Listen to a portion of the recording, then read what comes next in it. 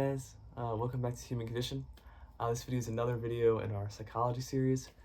Sorry it's been so long. I know I've kind of been gone for a while, but we get back into the daily grind. This should be a pretty interesting one. This is psychology. What is social comparison theory? Also, the last two videos haven't been pushed out as much to you guys. I guess from not being as consistent. So hopefully you guys see this one. If not, I guess we'll see. But this is a social comparison theory. And how do we compare ourselves? There's 6 main topics we'll talk about in this video. There are 3 ways we compare ourselves to others, subconsciously and unconsciously sometimes, and the 3 reasons why we do it. And there's 2 more points I'll add at the end. Social comparison theory is the idea that everyone potentially, everyone views each other in 3 different ways. Either an upward comparison, a downward comparison, or a lateral comparison. So an upward comparison would be viewing someone who has a higher standing, and you might view them potentially having a higher standing than you or having something that you desire. This would be an upward social comparison. So an example of this would be if you have like a deep-seated goal that you're trying to achieve and someone that has attained this goal, you viewing this person through that lens would be kind of an upward comparison because they motivate you to try to achieve that certain goal that you want to achieve. So like, for example, if you're trying to be like a famous musician, you might be inspired by actual famous musicians because they have achieved what you're trying to achieve in an upward comparison. Or like a YouTuber, if someone's like a famous YouTuber, no, that's what you're trying to do. That's an upward comparison because you're trying to reach for the stars, be lit. So that would be an upward comparison. A lateral comparison would be viewing someone similar to you. So this would be like a friend, a broski, like your friends. These would be lateral comparisons. So this would be like someone, let's say you and your friend both decide to start like doing a music empire together. You might view each other the same way because you're on the same playing field, you're on the same level per se. So you view them not higher or having something you desire, but on the same level, so you both can grow together type of way. So that would be a lateral comparison.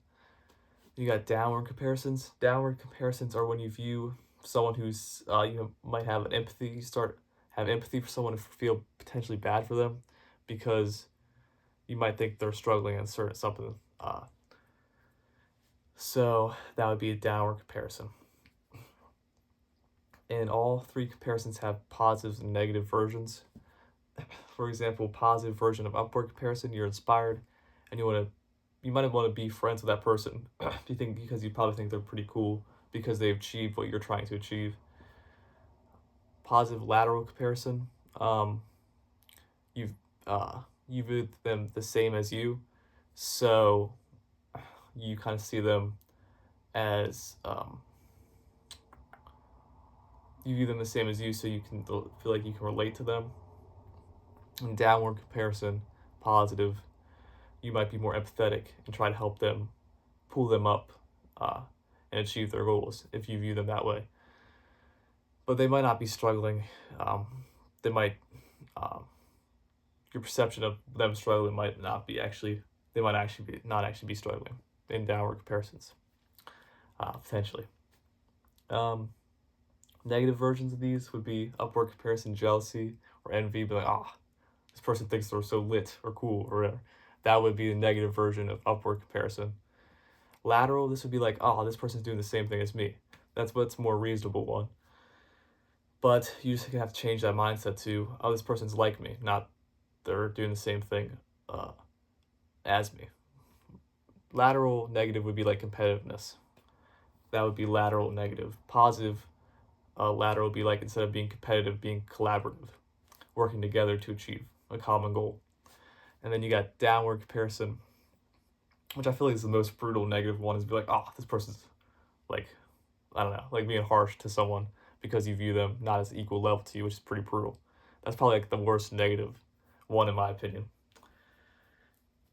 Is a negative downward social comparison. So yeah, Also, sometimes these can blend together because our friendships or relationships we have with other people change over time. So sometimes a friendship might start as an upward comparison, but now you're getting to where you achieved that same goal that you wanted to achieve that that person had. So now it's more of a lateral, more of like a equal level friendship.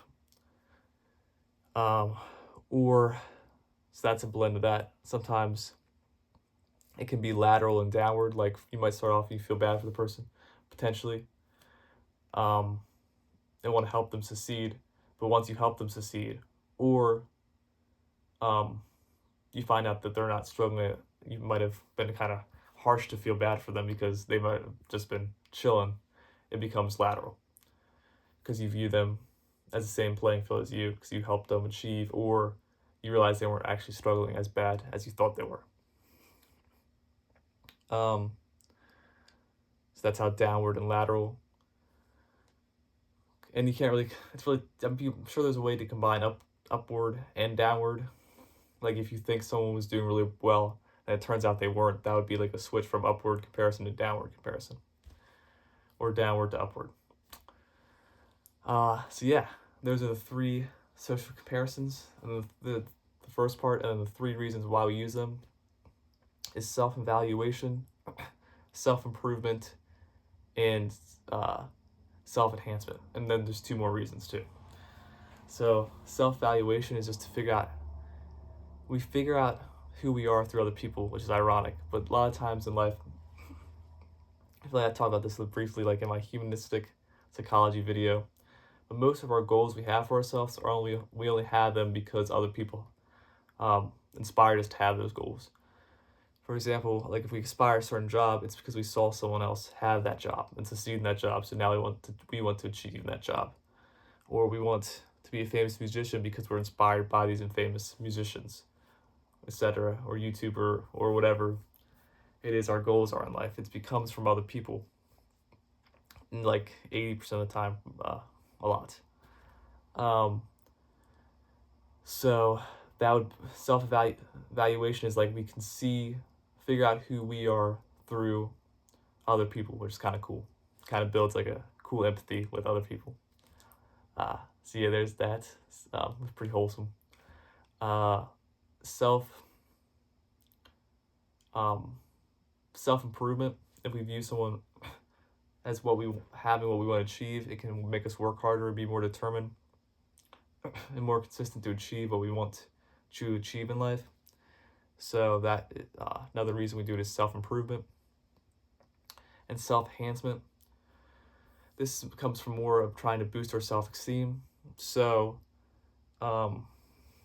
this comes more sadly from the downward comparison, which is kind of brutal to look down and then try to boost one's self-esteem. But sometimes in life, if we see someone who isn't achieving as much, a subconscious thing is that our self-esteem boosts a little bit.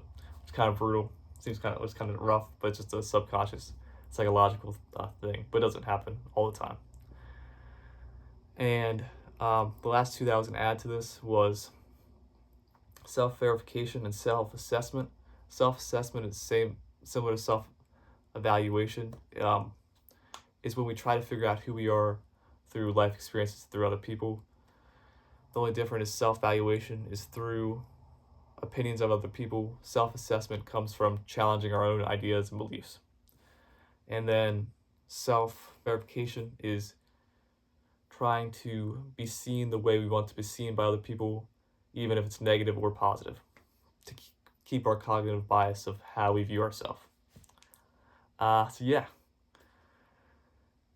this was what is social comparison theory.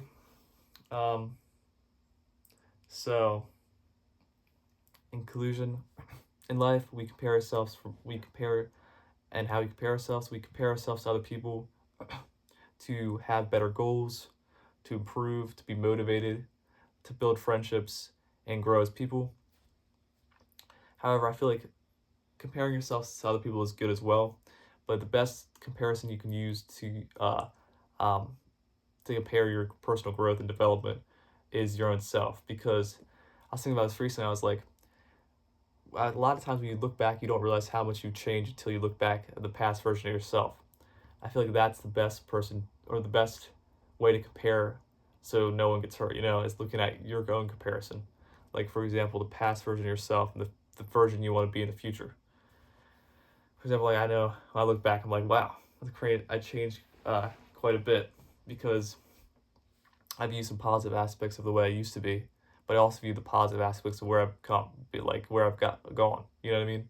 So it's like there are some positive aspects back to where I used to be and negative, and now there's more. There's also different positive traits that I've developed, but also more negative as well. It's kind of cool um, to use social comparison not only just to compare ourselves to other people, but compare to ourselves to our own personal development. So the best comparison is not, in my opinion at least, I could be wrong, is not through other people, but compare who we used to be, who we are now, and who we want to be. So yeah, this is what is social comparison theory and how do we compare ourselves. I hope you guys enjoyed this. Hopefully you saw this. The last two videos didn't get pushed out to anyone, not a lot of people. So here's hoping. Fingers crossed.